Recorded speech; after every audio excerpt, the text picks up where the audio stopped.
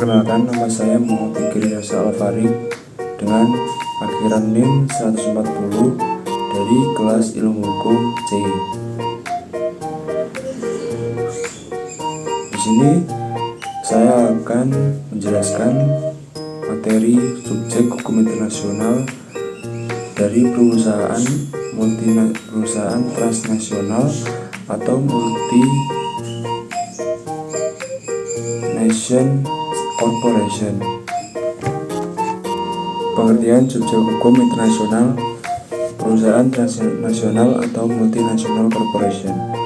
Subjek hukum adalah entitas yang memiliki hak dan kewajiban dalam hukum internasional dan dapat menuntut atau dituntut dalam sistem hukum tersebut. Perusahaan internasional atau multinational corporation adalah entitas ekonomi yang beroperasi di lebih dari satu negara melalui cabang anak perusahaan atau afiliasi.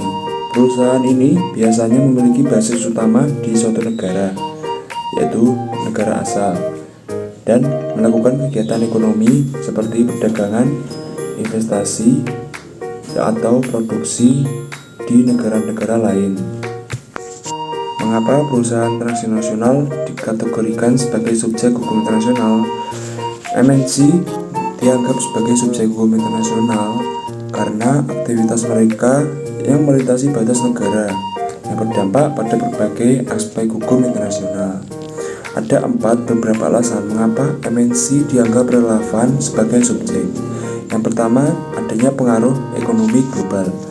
MNC memiliki dampak besar terhadap ekonomi dunia dan kebijakan internasional, sehingga keberadaan mereka tidak bisa terabaikan. 2. Partisipasi dalam perjanjian internasional.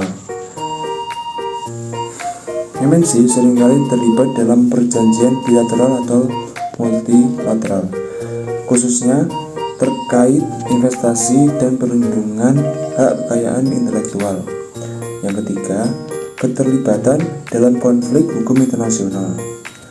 MNC sering menghadapi masalah hukum seperti pelanggaran hak asasi manusia HAM, pencemaran lingkungan, atau sengketa perdagangan.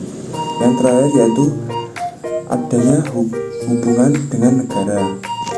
Banyak negara memberikan perlakuan hukum khusus kepada MNC, seperti perjanjian perlindungan investasi yang memperkuat posisi mereka dalam hukum internasional. Contoh subjek perusahaan transnasional atau multinational corporation yaitu adalah 1. Apple Inc. yang berada di Amerika Serikat, beroperasi di berbagai negara dengan teknologi seperti iPhone dan layanan digital lainnya. Unilever yang berada di Inggris dan Belanda. Perusahaan Unilever aktif dalam industri kebutuhan rumah tangga dengan produksi yang dipasarkan lebih dari 190 negara. Adanya Tokyo Corporation yang aktif di Jepang, salah satu produsen otomotif terbesar di dunia dengan pabrik dan distribusi global. Yang terakhir yaitu Nestle yaitu berada di Swiss, perusahaan makanan dan minuman terbesar dengan operasi di seluruh dunia. Permasalahan terkait perusahaan transnasional dalam hukum internasional. Pelanggaran hak asasi manusia. Banyak MNC terlibat dalam pelanggaran HAM, seperti eksploitasi pekerja di negara berkembang atau dukungan tidak langsung terhadap konflik bersenjata. Contoh kasusnya yaitu ada di perusahaan tekstil di Asia Tenggara Selatan yang melibatkan praktik kerja paksa. Pencemaran lingkungan. Di beberapa MNC menyebabkan kerusakan lingkungan akibat praktik operasional mereka. Contoh kasusnya yaitu ketumpahan minyak Exxon Valdez atau Shell di Delta Niger. Yang ketiga, penghindaran pajak. MNC sering menggunakan struktur korporasi yang rumit untuk menghindari pajak di negara-negara tempat mereka beroperasi.